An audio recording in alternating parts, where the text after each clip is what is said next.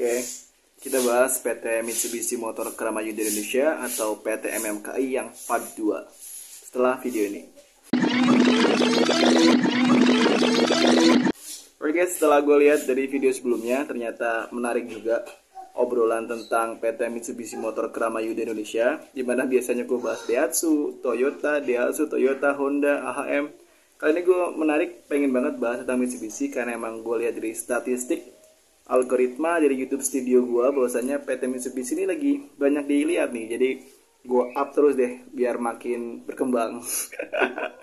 Oke, mungkin yang pertama yang harus gue bahas tentang biar menarik gitu ya, tunjangan-tunjangan yang lu dapetin ketika di PT Mitsubishi Motor Kerama Yuda Indonesia ya.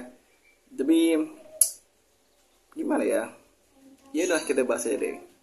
Perlu kalian ketahui bahwasanya PT Mitsubishi yang di Cikarang dengan yang di Cakung itu berbeda. Kalau di Cakung itu KRM, Kerama Yuda Ratu Motor, untuk staff office-nya itu Mitsubishi Kerama Yuda Motor. Tapi kalau di Cikarang itu pure Mitsubishi Motor Kerama Yuda Indonesia. Kita bikin Expander, X-Force, dan juga Nissan Livina. Mungkin teman-teman banyak yang nanya kenapa bikin Livina. Livina itu kan Nissan ya, kenapa bikin jadi Mitsubishi? Karena ya balik lagi, Mitsubishi dengan Nissan itu satu aliansi. Dia ada 3 brand yang satu aliansi, yaitu Mitsubishi, Nissan, dan Renault. Buat teman-teman yang nggak tahu Renault itu pabrik atau brand mobil Eropa guys. Lu cek aja nanti sendiri di Google ya, di Renault itu apa, pasti bakal tahu. Dan juga di Mitsubishi di konveyor sebelahnya, jadi dia ada 2 konveyor. Konveyor sebelahnya itu bikin Pajero Sport dan juga L300. Gue nggak tahu kalau sekarang ada tambahan apa enggak ya. Namun yang paling kencang lemburannya, yang paling kencang produksinya yaitu di bagian RN atau di bagian Expander, Livina, dan X-Force ini. Bisa dibilang lumayan kencang lah ya. Gue ada satu cerita menarik tentang Mitsubishi, dimana dulu tuh gue waktu di situ di tahun 2018 sampai dengan 2020 guys. Dan itu lemburannya benar-benar full. Saking fullnya, ketika kita shift malam, itu kita malam minggu lembur. Malam minggu guys, jadi waktunya teman-teman buat malam mingguan, buat nongkrong, buat mungkin apa ya, nonton bioskop atau apa ya, kita harus berangkat buat kerja. Dan itu bertolak belakang dengan anak-anak muda yang kerja di Mitsubishi saat itu. Jadi pernah satu kejadian, satu waktu lembur di malam minggu, itu departemen gue pribadi terutama di material handling itu 14 orang gak masuk.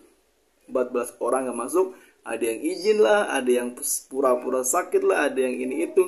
Itu hal yang menurut gue lucu. Kenapa gue bilang? Karena baru pertama kali gue ngalamin kerja di perusahaan dan 14 orang ini gak berangkat. Sampai-sampai leader gue, foreman gue, dia ikut kerja juga guys. Dia ikut kerja, nyeting, nyuplai, saking gak ada orangnya.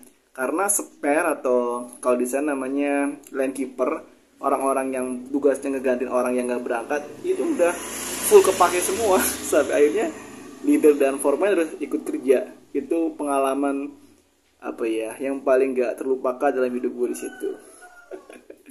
Apakah gaji di Mitsubishi gede? Gede. Lumayan. Tapi untuk yang kontrak, kalau yang magang ya maaf kata ya, kata orang sini mah maaf kata nih.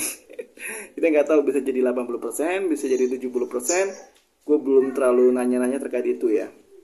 Project terakhir gue di sana yang gue inget waktu itu Expander atau Mitsubishi mau ekspor ke Arab, Timur Tengah. Itu gue nggak tahu masih dilanjut apa enggak proyeknya, karena waktu itu berbenturan dengan COVID-19 atau pandemi saat itu. Jadi waktu itu gue sempat ikut juga untuk penggunaan layout atau tata letak barang-barang untuk yang ekspor ke Timur Tengah. Itu sangat keren sekali sih.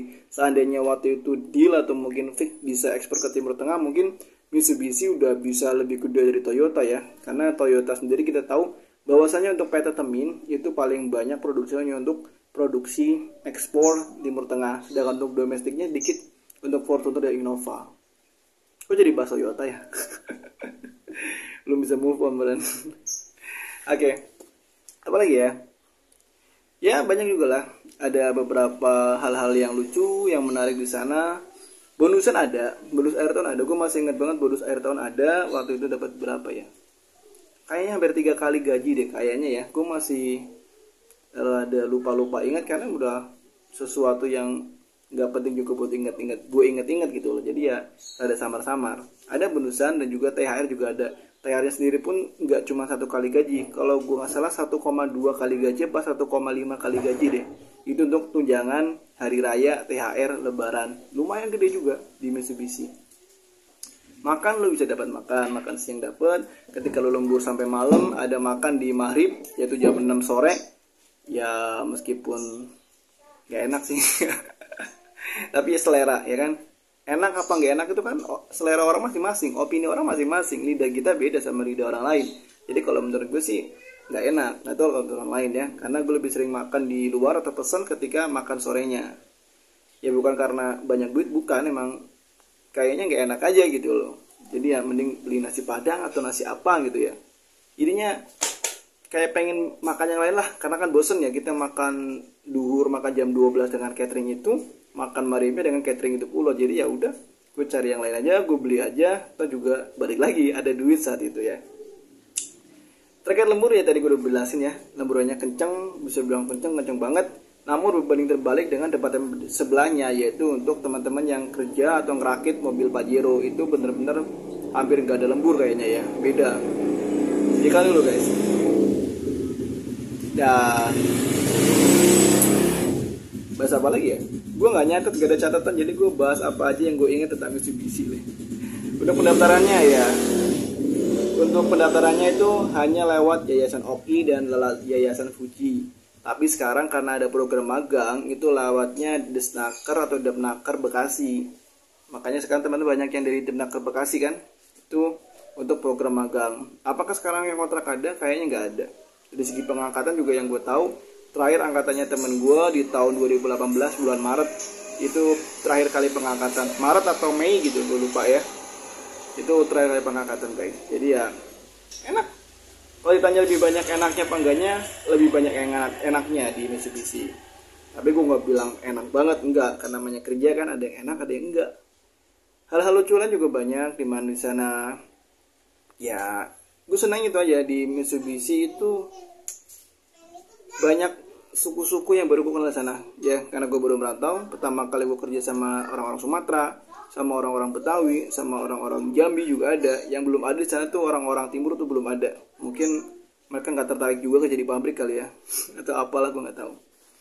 Dan untuk secara rasa kebanggaan karyawan sana tuh lumayan gede. Kenapa gue bisa bilang gede? Karena dari banyak karyawannya di sana itu rata-rata mereka bangga dengan brand mereka. Mereka bangga dengan produk mereka, walaupun mereka nggak beli mobilnya. Minimal mereka beli aksesorisnya, yaitu jaket lah, jaket Mitsubishi lah, atau topi Mitsubishi lah. Pasti kalian bakal nemuin orang-orang kayak gitu banyak di MMKI ketika kalian masuk ke MMKI. Namun, saran gue ketika lu masuk ke sana, ambil yang baik-baik, jangan ikutin yang gak baik.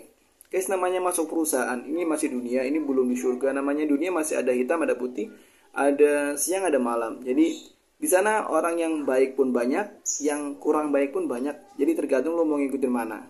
Harapan gue sih lo ikutin yang baik-baik aja sih. Ya.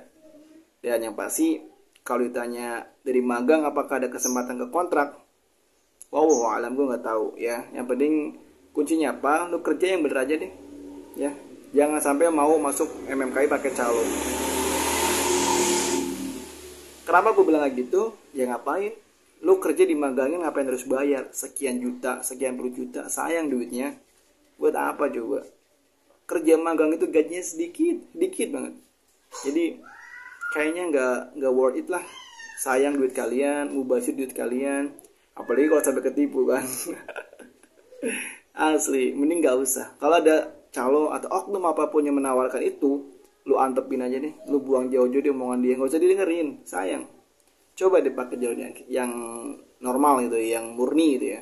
Karena ketika lu dapat ya enak aja. Dan saran gue gak usah terlalu berharap. Jadi buat teman-teman yang nonton video ini dan sedang proses di Mitsubishi, mending gak usah terlalu berharap. Maksudnya kalau kita terlalu berharap ketika kita gagal itu sakit men, kecewanya lebih. Tapi kalau kita nggak terlalu berharap, ketika kita diterima, rasa senangnya itu beda ya. Jadi jangan terlalu berharap, jangan terlalu juga nggak peduli, jangan, biasa aja udah. Yang penting kita udah sebatas ikhtiar, udah ikut tes, udah ikut interview, mau lulus apa enggak, wallahu alam, serahin ke Allah. Ya, gue jadi ceramah ini. Enggak lah ya, yang buat non muslim ya serahin aja ke Tuhan gitu ya. Tapi ya kita bahas tentang yang real aja gitu loh. Ketika lu datang ikut tes, nggak usah terlalu berharap banyak, kecuali lu pakai calo udah bayar, sayang. Gue yakin, gue pastiin lu yang pakai calo bakal banyak kecewanya ketimbang senengnya. Karena kerja nggak enak, yang enak tuh tidur. Kerja di pabrik itu jadi kuli, jadi buruh, ngapain harus bayar.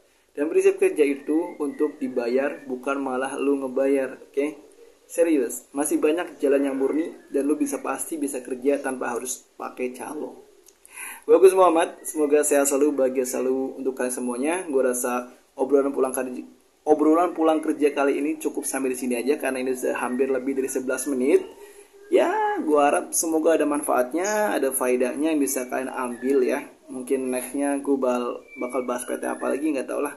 Seinginnya gue mau bahas apa, sepengennya gue mau ngomong apa, karena balik lagi ini vlog gue, konten gue. Dan gue udah ngomong sepanjang ini, gue udah ngomong panjang lebar sampai 11 menit lebih. Kalau lo belum like video ini sih kurang ajar.